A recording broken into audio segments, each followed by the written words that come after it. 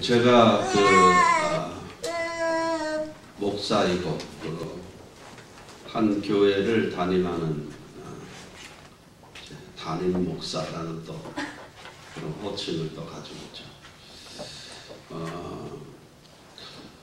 아마 저의 목회하는 모습을 보면서 다른 교회에서 신앙생활을 하셨던가 혹은 오랫동안 한국에서 신앙생활을 하셨던 분들이 갖는 그 의아함이 몇 가지가 있을 거라고 생각돼요. 왜 이 교회는 다른 교회가 다 하는 이런 일을 하지 않을까? 그 하지 않는 것 중에서 한 가지가 뭐냐면은 그 기도 모임을 많이 안 갖는다는 거예요. 사실 뭐 그룹별로 모여서 기도를 하고 그 다음에 거기서 또 간증을 하고 하는 것이 우리의 신앙생활에 많은 힘을 주기도 하고 또 동기를 부여하는 것을 알고 있으면서도 그 일에 많이 저거를 할애하지 않는 이유는 뭐냐면 그 기도 모임과 또 그때 얘기되는 그 간증들이 오히려 이제 신앙생활을 하는 사람들에게 때로는 상처가 되고 아픔을 주는 그런 그 상황을 만들어 주기도 하기 때문에 그렇습니다. 예를 들어서 기도합시다. 기도 제목 내놓는데 실제로 그 기도 제목을 내놓는데 그 내놓는 기도의 제목들은 진짜 기도의 제목들은 아니라는 거예요.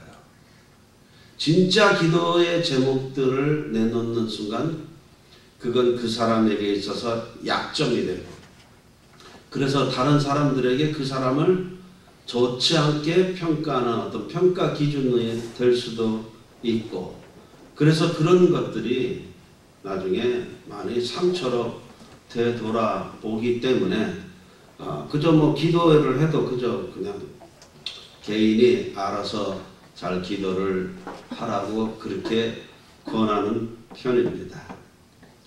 우리가 이 교회에서 사용하는 좋은 단어들이 있죠. 서로 사랑하자, 또 자비한 마음을 갖자, 또 배려하는 마음을 갖자. 뭐 이거 다 좋은 말들입니다. 그런데 정작 이 좋은 단어들이 가지고 있는 그 의미를 우리가 제대로 알지 못하기 때문에 이 좋은 단어들이 오히려 사람들에게 상처를 주는 일들이 훨씬 많다라고 하는 겁니다. 뭐 우리 인간들이 갖고 있는 한계일 수 있는데요. 그 한계 때문에 뭐 그런 것이죠. 인터넷에 떠도는 유머화 중에 하나가 그치? 초등학교 다니는 아이들에게 무슨 뭐 에세이 같은 그런 과제를 주제를 줬어요. 너는 친구를 배려하는 마음이 있느냐? 이게 그 주제였습니다. 그랬더니 한 어린아이가 거기에 대해서 이렇게 글을 썼어요. 저는 친구를 뵐 마음이 전혀 없습니다. 왜냐하면 감옥에 가기 때문입니다. 왜 친구를 배워야 합니까? 이렇게 답을 쓴 거예요. 이 배려하는 마음이 있느냐라는 것을 친구를 칼로 배려가 하는 마음이 있느냐 그렇게 그 아이는 이해를 한 거죠. 뭐 실제로 저도 뭐 옛날에 이제 제가 좀 이제 뭐 신앙적으로 바로 살아야 되겠다 생각하고 성경을 그동안도 좀 읽기는 했지만 좀 제대로 좀 읽어야 되겠다 생각을 하고 성경을 쭉 읽는 가운데서 계시록, 요한계시록에 들어오니까 알겠지. 하나님의 말씀을 빠는 자는 복이 있도다. 이런 내용이 있는 거예요. 그래서 왜 하나님의 말씀을 왜 나는 이거 세탁하는 걸로 그렇게 이해를 했단 말이죠. 그냥 나중에 보니까 그 빤다라는 말은 사탕을 빨듯이 그 빠는 거예요. 하나님의 말씀을 빠는 자가 복이다. 실제로 유대인들은 자녀들에게 교육을 시킬 때 하나님의 말씀은 꿀, 곧 송이꿀보다 더 달도다라고 하는 그 말씀을 실제로 경험하게 하기 위해서 이 글 위에다가 꿀을 발라가지고 어린아이들로 하여금 그 꿀을 핥아먹게 한다고 그러죠. 그래서 야, 하나님의 말씀은 이렇게 달다. 그런 걸 가르친다고 그럽니다. 그런데 그 송이꿀이라고 하는 그 의미도 또 깨닫지 제대로 그 단어를 찾아보지 않으면 잘못 이해한다니까요.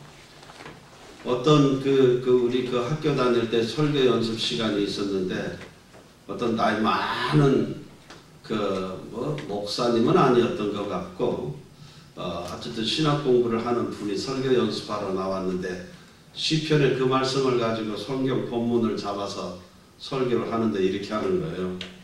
하나님의 말씀은 송이꿀보다 더 답니다. 할렐루야. 그렇게 해놓고 얼마나 그 송이가 비싸고 맛있으며 몸에 좋습니까? 그 송이에다가 꿀까지 발랐으니 얼마나 맛이 있습니까? 맛이 있다라는 차원에서는 전혀 틀린 얘기는 아닌데 그 송이꿀이라고 하는 것은 또 누가 그 시간에 또 얼른 또 그 시편을 영어 성경으로 찾아본 거예요. 영어 성경으로 찾아보니까 허니콤 이렇게 돼 있던 거예요. 에? 그러니까 맞나? 하여튼 이게 뭐냐면 이게 그 돌 틈에 이제 벌들이 꿀 이렇게 쟁여놨는데 이것이 뜨거운 여름이 돼가지고 이 바위에서 이것이 흘러내리는 거예요. 꿀이 흘러내리다가 어느 순간 이제 이것이 뚝 떨어지는데 그때 모양이 물방울처럼 이렇게 그 모양이 돼가지고 떨어지는 그거를 송이꿀이라고 얘기하네요. 송이꿀. 근데 그분 하여튼 그렇게 설교했다가 아주 그냥 설교 강평하는 시간에 그냥 아주 그냥 개망신을 당했어. 아직 30년이 지났는데도 제가 그걸 잊어버리질 않아요. 그 상황을. 네. 자, 똑같은 단어, 좋은 단어임에도 불구하고 이것을 어떻게 이해하느냐에 따라서 이것이 독이 되기도 하고 때로는 약이 될 수도 있다라고 하는 것이죠. 위로라고 하는 단어도 마찬가지입니다. 위로. 오늘 사도 바울이 위로라는 그 표현을 하고 있는데 이 위로라는 말도 잘못 사용하게 되면 오히려 위로하는 게 아니라 더 사람을 성질나게 만들고 그렇죠. 더 절망케 할 수도 있다라고 하는 겁니다. 대표적인 예가 욥이 고난을 당했을 때 욥을 위로한다고 찾아왔던 세 친구가 있어요. 엘리바스와 빌닷과 소발이라고 하는 사람이죠. 그 이름은 그렇게 중요한 게 아닙니다. 세 친구가 왔다 이거예요. 그 세 친구가 와서 욥을 위로합니다. 얼마나 아프냐, 얼마나 고통스러우냐, 얼마나 힘이 드냐. 처음엔 이렇게 얘기하다가 슬슬 얘기가 어떻게 진행돼 가는가 하니 이제 우리가 곰곰이 생각을 해봤는데 너가 이렇게 고난을 당하는 것이 아무런 이유 없이 고난을 당할 수가 없다. 네가 분명히 하나님 앞에 범죄한 사실이 있을 거야. 그러니까 너 그거 그 범죄한 사실을 이실직고하고 하나님 앞에 회개해라. 그러면 내 시작은 미약하나 네 나중은 창대하리라. 이렇게 얘기를 하고 있는 거예요. 좋은 말이죠. 그거 다 좋은 말인데 그 좋은 말도 어느 때 어떻게 사용해야 되느냐에 따라서 이것이 위로가 되기도 하고 어떤 때는 상처를 덜 쑤시는 꼬챙이가 되기도 한다라고 하는 겁니다. 이 세 친구는 분노와 슬픔만 더 욥에게 안겨주었던 그런 결과를 가져오게 되고 나중에 욥기를 보게 되면 이 세 친구가 하나님 앞에서 엄청나게 야단맞는 모습을 우리가 볼 수가 있어요. 너희들이 생각할 수 있는 것처럼 한 사람의 인생을 살아가는 것이 그렇게 단순하고 쉬운 것이 아니다. 어떻게 너희들은 그렇게 단순하게 생각하냐? 이 고난이 어디서부터 시작되었으며 어떻게 진행될 것인지 너희들이 알지 못하는 가운데서 너희들의 경험과 너희들의 지식 속에서 한 사람을 평가할 때 지금 너희들은 욥을 천하에 둘도 없는 죄인으로 지금 만들어 가고 있지 않느냐라고 얘기를 합니다. 오늘 우리 예수 믿는 사람들이 심플하게 사는 건 좋은데 사람을 평가하고 판단하는 것도 너무 심플이다라는 말은 거예요. 한 가지 기준만 가지고 얘기를 한단 말이죠. 위로라는 말 좋아요. 사람들이 처음부터 악한 사람이 없죠. 다 자비심과 배려하는 마음을 가지고 사람들에게 위로로 접근을 하지만 그 위로하는 것 자체도 어떤 개념을 가지고 가느냐에 따라서 이것이 정말 위로가 되기도 하고 안 될 수도 있다라고 하는 겁니다. 그래서 이 위로라는 제가 항목을 키텔 사전에서 이렇게 찾아봤어요. 그 키텔 사전에 이것을 기록한 사람이 이렇게 써놨어요. 욥의 세 친구의 예를 들면서 이들은 위로를 전달하는 사람이 아니고 재난을 주는 사람들이었다. 그렇게 표현을 합니다. 역시 같은 키텔 사전에서 제가 이 단어를 검색을 해봤는데 저도 깜짝 놀란 거예요. 이 위로라는 단어가 파라클레이토스 이렇게 표현이 되어 있더라고요. 파라클레이토스가 뭐죠? 우리 신학 석사 과정을 훌륭하게 다 마치신 분들이 여기 무지하게 많이 있는데 질문을 좀 해볼까요? 누가 제일 많이 망신을 당할까? 네. 이 파라클레이토스라는 단어는 사실은 신약 성경에서 많이 상담자 혹은 뭐 그런 표현으로 변호사 이렇게 표현이 되어 있는데 이 파라클레이토스라는 단어가 거기에 위로라는 차원으로 참으로 많이 사용된 용례가 있더라고요. 파라클레이토스 위로다. 도대체 이 보혜사란 말과 이 위로라는 단어를 갖다가 우리가 도대체 어떻게 이해할까 했을 때 여기에 담겨져 있는 가장 큰 내용 위로나 혹은 내가 뭐라고 그러지? 보혜사, 변호사 이런 단어 속에 담겨져 있는 가장 큰 내용이 뭐냐 하면은 동행이라고 하는 개념이었어요. 동행, 함께 있음, 또 다른 말로 표현합니다. 함께 있음.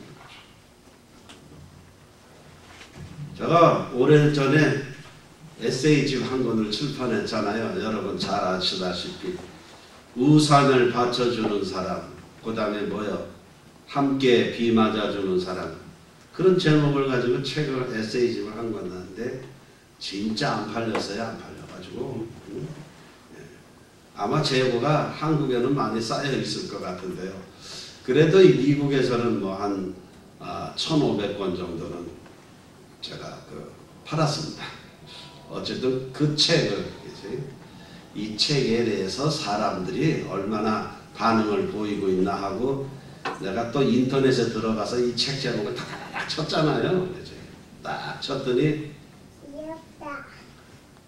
실망, 또 실망, 그리고 또 실망. 이 책에 대한 평가가 그래요. 아이고, 확 짜증나잖아요, 제가. 그래가지고, 그걸 또 추적해서 제가 들어봤더니, 어떤 사람이 그 쓴 블로그에 그 내용이 담겨져 있었던 거예요. 그래서 이제 가만히 그 사람 글을 읽어보니까, 비가 오는 날 서점에 들려서 그 우산이라고 하는 그 책 제목 때문에 일단 그 책을 딱 사고 본 거예요. 근데 딱 사고 보니까 무슨 뭐 사랑 얘기나 무슨 연애 얘기가 아니고 특별히 그 제목으로 쓰여진 칼럼에서는 예수님 십자가에서 죽으신 얘기를 써놨거든요. 그래가지고 제가 그 사람 블로그에다가 답글을 달았어요. 아주 오래전 얘기입니다. 죄송합니다. 그치? 당신이 기대했던 글을 쓰지 않아서 쓰지 못해서 죄송합니다. 저자 올린. 그랬더니 또 댓글이 또 왔어요. 그래서 진짜 저자세요? 그래서 리얼 저자입니다. 제가 또 이렇게 했던 기억이 있습니다. 거기서 그치? 제가 그 칼럼에서 이렇게 표현했죠. 우산을 받쳐준다. 함께 비를 맞아준다라는 그 차이가 뭔가. 그치? 우산을 받쳐준다는 것, 다른 사람이 비 맞고 있을 때 우산을 받쳐준다는 것, 이건 정말 쉽지 않은 일이에요. 응? 연민이 없이, 사람에 대한 연민과 자비하심이 없이는 할 수 없는 일들이다라고 하는 겁니다. 그런데, 그렇지. 요 내용 자체만 가지고 생각하면 그런데, 함께 비 맞아 주는 사람이라고 하는 또 다른 어떤 존재를 갖다가 우리가 얘기를 할 때는, 그치? 약간 2% 뭔가 부족한 내용이 있단 말이에요. 우산을 받쳐준다는 것에 대해서는. 자, 연민도 있어야 되고, 자비하심도 있어야 되고, 사람을 사랑하는 마음도 있어야 되고, 그 다음에 요거는 뭐냐, 또 어떤 여유가 있어야 되는 거예요. 여유가 있어야 된다는 겁니다. 그런데 그 여유 있음이라고 하는 것이, 그치? 내가 가지고 있는 것을 뭔가 이거 베푼다는 차원에서 그 사람과 나라고 하는 또 다른 간격이 주어져 있다라고 하는 거예요. 간격이. 제가 함께 비 맞는 사람이라고 하는 또 다른 존재를 갖다가 얘기를 하는 것은 그겁니다. 정말로 중요한 것은 비 올 때 우산을 받쳐주는 일도 참으로 아주 귀한 일이지만은 같이 비 맞아주는 사람이 훨씬 더 그 사람에게는 더 큰 위로가 된다라고 하는 겁니다. 위로. 격려. 그것은 왜 그래요? 같은 정체성을 가졌다라는 뜻입니다. 서로 다른 영역에서 뭔가 내가 가지고 있는 것을 베푸는 것이 아니라, 그렇지? 같은 영역에서 같은 삶을 같이 경험한다, 공유한다 라는 뜻에서 조금 더 다른 의미가 있다라고 하는 것이죠. 그 칼럼에서 제가 이렇게 표현을 했어요. 십자가에 달리셨을 때 그 예수께서는 얼마나 외로우셨을까. 당신이 가는 길은 내가 죽어도, 그치? 같이 가겠습니다. 그치? 아주 그냥 그 격렬하고도 그 장엄한 신앙 고백을 했던 그 예수님의 제자들 다 도망갔어요. 다. 당신이 간 길을 내가 끝까지 같이 가겠습니다. 얘기했던 그 사람들 다 도망갔대요. 높이 십자가에 그 장대에 매달려서 그 자기를 따르던 수많은 사람들, 예수님을 왕으로 삼고자 했던 그 사람들 다 떠난 상황에서, 그렇지? 가장 인간적으로 생각하면 가장 외로운 상황이었어요. 그분은 십자가에 달리셨다는 말이죠. 가장 힘든 순간에 그 옆에 죽어도 떠나지 않고 당신 옆에 있겠습니다 라고 그 고백했던 사람들은 아무도 없었다라는 겁니다. 한 사람도 없대. 진짜 한 사람도 없었다라고 하는 것이죠. 가장 힘든 순간, 우리 주님께서는 아마 십자가에서 돌아가시는 그 고통보다 사람들에게 그 외면당하고 있는 그 외로움이 훨씬 더 컸다라고 저는 생각이 드는 것이죠.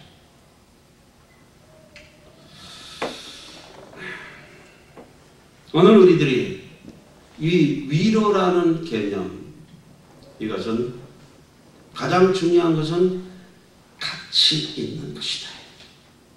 가장 힘들고 어려운 사람들, 그들의 고난의 현장 속에 같이 몸을 담아주는 것, 이것이 가장 큰 위로라고 하는 거예요. 한다면, 그렇지.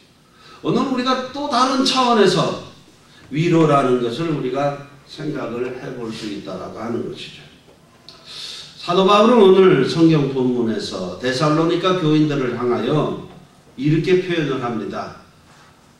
너희들의 모습을 보면서 내가, 그치, 위로를 받는데, 그치, 그 위로가 어떤 형태의 위로인가 하니 이렇게 구절에서 얘기해줘요. 우리가 살아있어야 된다라고 하는 그 의미를 내가 깨달았다. 생명을 유지한다는 것, 살아있다는 것이 무엇인지 너희를 통해서 내가 깨달았다. 이렇게 얘기를 해요. 그거를 위로라는 말로 또 표현을 하고 있죠. 위로를 받았다. 위로를 받았다. 데살로니가 교인들을 통해서 위로를 받았다. 바울 자신이 큰 고난에 처해 있었던 때입니다. 이 데살로니가 교회에 이 서신을 보낼 때 바울 자신도 환난과 핍박 속에서 고난을 당하고 있었는데, 바울이 당한 고난은 바울뿐만 아니라 데살로니가 교회의 교인들도 같은 고난을 당하고 있었다라고 하는 겁니다. 같이 고난을 당하고 있습니다. 그런데 바울은 자기도 그 고난을 당하고 있는 그 순간에 데살로니가 교회의 교인들이 고난을 당하고 있는 그 상황 속에서도 흔들리지 않는 믿음을 지켜가는 그 모습을 보면서 사도 바울은 위로를 받았다라고 얘기를 하고, 그 속에는 살아있는 것, 내가 살아있다라고 하는 그 어떤 존재의 의미를 내가 너희들을 통해서 세상 깨닫는다라는 이런 표현을 하고 있는 거예요. 어려움을 잘 이겨내는 모습을 보는 것, 이런 일들이 다른 사람에게 얼마나 큰 위로를 주는지 아마 잘 모르실 겁니다. 저는 이민 생활이 올해로만 19년째입니다. 미국 이민 생활 19년. 미국에서도 다른 지역은 가본 일이 없고 여기서만 뺑뺑뺑뺑 19년을 돌았습니다. 그 19년 동안 제가 목회를 하면서 여러 사람들을 봐왔습니다. 또 여러 사람들을 지금도 보고 있고요. 어찌 보면은 제 미국 생활 그 19년 중에서 가장 힘든 때가 언젠가 하면 바로 지금입니다. 제일 힘들어요. 그 힘든 것이 그저 막연히 힘든 것이 아니라 아주 격렬하게 힘이 들어요. 그 격렬하게 그 힘이 든 그 상황 속에서, 근데 문제는 사람들이 제 얼굴을 보고서는 별로 힘들다라고 느끼지 못한다는 것이죠. 오랜만에 어떤 목사님 만났는데 나보고 그래, 괜찮네. 어쩌라고, 어떻게 살으라고. 나 정말 힘든데 왜 얼굴에 그 힘든 게 안 써 있는 거예요. 아니, 그것도 좀 짜증나는 일이긴 해요. 힘들면 힘들다라고 좀 보여야 되는데 그게 잘 안 돼. 그것도 은사예요. 그것도 은사. 그러나 이제 지금 저 정말로 힘이 들어요. 이민 생활 19년 동안에 정말 뭐 힘든 상황들이 여러 번 있었지만 지금 정말로 힘든데 이제 이 힘든 상황을 제가 잘 이겨나가야 되겠다라고 마음에 결심을 하는 것들이 사실은 똑같이 힘든 상황 속에서 그 힘든 것을 이겨나가는 교우들을 보면서 제가 힘을 얻고 위로를 얻고 그리고 동기부여가 된다는 거예요. 잘 견뎌야 되겠다. 이겨나야 되겠다. 여기서 이 길을 포기할 수 없다라는 그런 결심을 하는 것들이 솔직히 말해서 좀 민망한 얘기지만 목사가 기도하면서 이런 결심을 얻는 것이 아니라 이제 우리 교우들 가운데 정말 힘든 사람들이 그 힘든 상황을 잘 이겨내고 이렇게 살아가는 모습을 보면서 이제 내가 위로를 받고 격려를 받는다라고 하는 것이죠. 그래, 이 어려운 상황을 이겨내야 되겠다라고 하는 그 다짐을 말이에요. 사람들이 겪는 그 고통, 고난 속에서도, 공고함 속에서도 그걸 잘 이겨나가는 모습을 보면서 제가 힘을 얻고 격려를 받아요. 대단히 중요한 겁니다. 지금 사도 바울이 지금 얘기하는 게 그래요. 우리가 지금 같은 고난에 처해 있는데 오늘 내가 이 고난을 잘 이겨야 되겠다라고 하는 그런 결심을 하는 것이 이거예요. 데살로니가 교회 교인들도 이 힘든 고난을 이겨내고 있는데 선생된 자가, 먼저 믿은 자가 그들보다 빨리 더 절망하고 더 낙심하는 모습을 보여서는 안 되겠다라고 하는 또 다른 마음의 결심을 하게 만들었다. 데살로니가 교회가 어떤 교회였습니까? 바로 우리와 같은 이민교회였다. 이민교회 구성원들의 가장 큰 특징이 뭡니까? 말 서툴르지요. 네? 그 다음에 메이저 짝을 짝지 못해요. 그래서 늘 그렇지. 우리들의 삶은 어쩔 수 없이 낮에 일하는 것이 아니고 늘 밤에 일을 합니다. 다른 사람들이 하지 않는 허드렛 일을 많이 하게 되어 있어요. 예? 그런 일들이죠. 몸으로 때우는 일들을 많이 하게 되어 있어요. 데살로니가 교회 교인들이 그랬습니다. 남들 다 잘 때 그들이 아침에 일어나면 즉시 밥을 먹을 수 있도록 밤을 새워서 밥을 만들어야 되고 다 이런 것들이에요. 가장 인생의 밑바닥에서 살면서 이들이 그 가운데서도 겪었던 고난은 그들의 생존 문제를 위해서 겪었던 고난이 아니라 그런 상황 속에서도 예수를 믿는데 이 신앙 고백 이것을 지켜나가기 위해서 겪었던 고난까지 더해졌던 사람들이 바로 데살로니가 교인들이었다라고 하는 거예요. 그저 생존 문제만이 그들에게 주어진 것이 아니라 거기에 예수를 믿으면 죽습니다라고 하는 그 절박한 상황 속에서도 이 데살로니가 교회 교인들이 흔들리지 않는 믿음을 가졌다.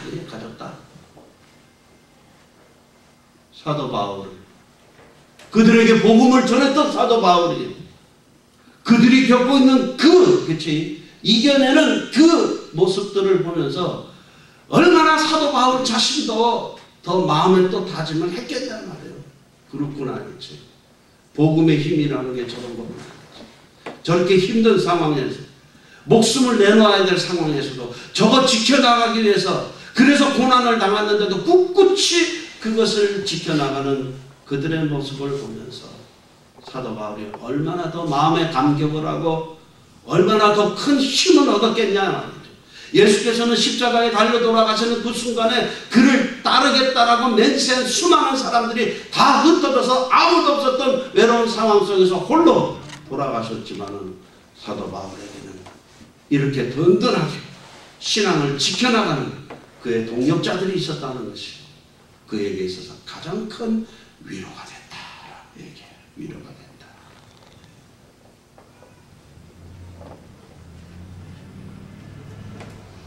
데살로니가 교회는 신앙을 지키기 위해서 고난을 당했던 교회입니다. 가장 미천한 신분 속에서도 가장 미천한 그러한 위치에서도 예수 믿음 이거 하나 지키기 위해서 그들은 그 고난을 그치, 거리낌 없이 받았다라고 하는 겁니다. 오늘 우리 이 말씀의 교회의 교우들의 모습을 제가 한번 정리를 해본다면 그렇습니다. 사람들 다 좋습니다. 나름대로 열심히 또 힘들고 어려운 이민 생활 속에서 정말로 이 생존해 나가는 모습 자체는 사실상 굉장히 이제 격렬한 투쟁의 삶이죠. 잘 이겨나가고 있습니다.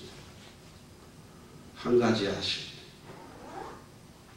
아쉬운 거 하나는 예수 믿는 것 때문에 당해할 수밖에 없는 어떤 희생과 손해봄 이것은 너무 약하다라는 거예요. 이게 너무 약해요. 아주 간단한 거예요. 옛날에는 모여서 예배를 드릴 수 있다는 것만으로도 감격스러웠던 시대에 사람들이 우리 신앙의 선배들이 살았어요. 데살로니가 교회 교인들이 그랬습니다. 그렇다 이제 오늘 내 정체성을 가장 정확히 드러낼 수 있는 그것이 바로 오늘 우리들이 예배 보는 거예요. 일주일에 한 번 시간을 정해서 예배를 보는 이 시간 하나 정말 목숨 걸고 지켜나갈 의지가 보이지를 않는다는 거예요. 답답해요. 이거 시작하지 못하면 다른 거 못합니다. 이거 고백 먼저 되어지지 않으면 다른 일 못해요.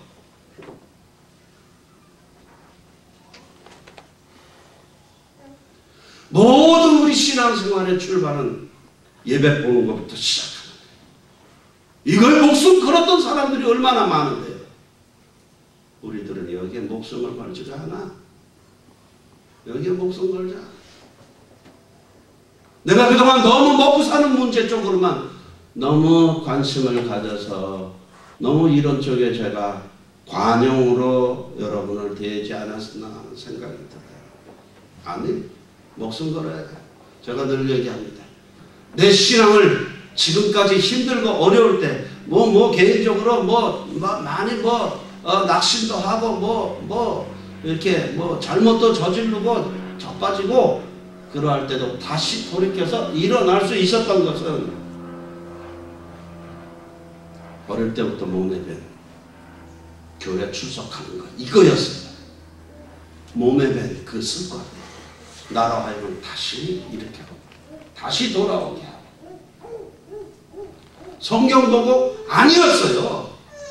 습관이 내 몸에 배어있는 이 습관이 내 몸에 배어있는 의식이 나로 하여금 다시 틀어진 근육을 다시 옳게 돌아오도록 만드는 가장 큰 힘이고 동기였다라고 하는 겁니다. 저는 목사이고 그래서 여러분들에게 늘 뭔가 본을 보이고 살아야 된다라고 하는 아주 이 엄청난 스트레스 여러분 이해하실런지 모르겠어요. 똑같이 쌍욕을 해도 목사가 욕을 하면은 더 욕을 먹고 말이죠. 그렇잖아요. 네? 기준점이 높아요. 기준점이 높다는 것 때문에 마치 그리고 또 우리의 삶은 유리병 속에 담겨진 것처럼 모든 사람들이 다 이렇게 주시하고 보는 그런 속에서 우리가 살고 있잖아요.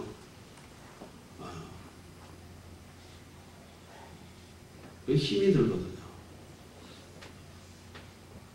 그 힘이 든 가운데서도 가장 큰 보람을 느끼는 것은 뭐겠어요? 보람을 느끼는 건 아, 내가 그동안 외친 것, 그동안 외쳤던 이런 것들이 사람들에게 하나도 이것이 더 내키지 않고 마치 뜨거운 철판 위에 말이지 물이 떨어질 때 튕겨나가는 것처럼 그렇게 튕겨나가는데, 어느 때인가 보니까 한 10년쯤 지나고 한 15년쯤 지나고 보니까 내가 그동안 얘기했던 그 설교의 내용들을 정확히 이해하는 사람이 한둘쯤 나오더라고. 한둘. 다 아니에요. 다. 한둘쯤 나오는데 그때 얼마나 기쁜지 몰라요. 얼마나 감격스러운지. 이게 이렇게 이렇게 전혀 기대도 하지 않았는데 어느 쪽에서 전혀 모르는 예상하지 못했던 그런 기대가 탁 너무나 고맙고 감사합니다. 신학교를 경영한 지 이제 이것도 한 10년 가까이 돼갑니다. 많이 힘듭니다. 근데 제가 학생들한테 그렇게 여러분들 믿으려고도 하는 믿음도 없고 공부를 하려고 하는 의지도 없고 그저 적당히 앉았다가 하는 사람들인 줄 알았는데 어느 날 보니까 전혀 기대하지 않던 친구가 교회 전도사 하고 있더라니까. 이 감격 아십니까? 아니 전혀 기대하지 않던 친구가 전도사 하고 있어요. 어느 날 또 계속 전도사를 잘하고 있는지 물어봤습니다. 아직 교회 잘 다니고 있나? 그랬더니 전도사 잘렸습니다. 그래서 아니 왜 또 전도사 또 잘렸냐? 그랬더니 담배를 못 끊어서요. 잘렸습니다. 이렇게 얘기를 해요. 언젠가 또 그것도 끊겠죠. 전혀 기대하지 않았던 사람이 전도사를 한다는 것은, 그것이 교육의 효과라고 말이죠.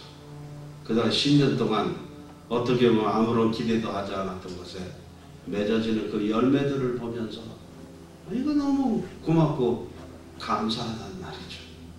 저는 여러분들이 이 땅에서 애들 잘 키우고 잘 먹고 잘 사는 거 당연히 제가 원하고 그걸 위해서 저 늘 기도하고 그걸 위해서 여러분에게 또 축복합니다.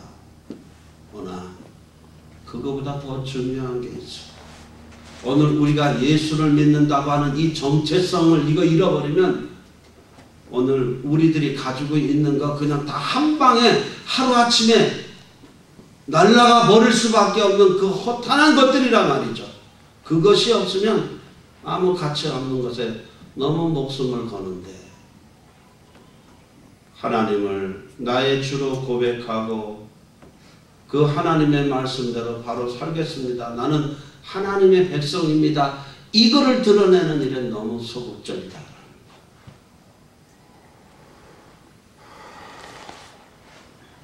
그동안 먹고 사는 문제로 인해서 우리가 많은 힘든 어려운 상황을 겪었다면 오늘 우리들 자신을 보고 예수께서 그래 내가 십자가에서 고난당하고 죽은 이것이 결코 헛되지 않았구나라고 하는 그 감격의 말씀을 하실 수 있도록 우리들 자신을 지켜가 갖고 가는 일 우리가 해야 될 일이라고